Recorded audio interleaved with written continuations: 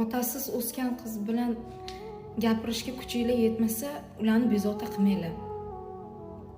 Ha deb kimdirni nolasini ko'tarishga bardoshinglar yetmasa, kimdirni dardini sabr bilan eshitib, uni dardiga darmon bo'lishga kuchinglar yetmasa, ularni bezovta qilmanglar. Otasiz o'sganini hisobiga momentida bo'shlik bo'ladi. Ayniqsa otasi tirik bo'lib turib, ota mehriga zo'r o'sgan qizlar. Siz uni hayotiga kirib kelsangiz, ishonchiga kirsangiz, mana bu bo'shlikka sizni qo'yadi. O'sha otasiga suyana olmagan, otasiga erkanligini qilmagan ishlarni sizga qilgisi keladi.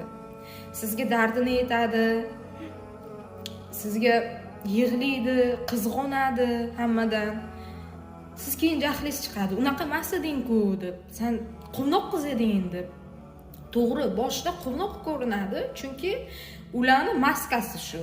Ya'ni termozashita. Chunki ularni himoya qiladigan otasi yo'q. O'zini o'zi kulib, hamma bilan urush janjal qilib, o'zini o'zi himoya qilib katta bo'lishadi ular. Keyin sizni mana bu bo'shlikka qo'ygandan keyin, sizga ishonganidan keyin sizga suyangiz keladi. Lekin siz bu narsalarni ko'tara olmasangiz, bunaqa narsalarga kuchingiz yetmasa, unaqalarni bezovta qilmang. Prosta hayotiga kirmang unaqa qizlarni. Ko'ngli bilan o'ynashmang. Chunki sizga ishonganidan keyin, sizni hayotiga qo'yganidan keyin, siz ham u qizni sindirib ketsangiz agar, u qiz baxtsiz bo'ladi. U dunyodagi erkak zotidan hammadan nafratlanadi.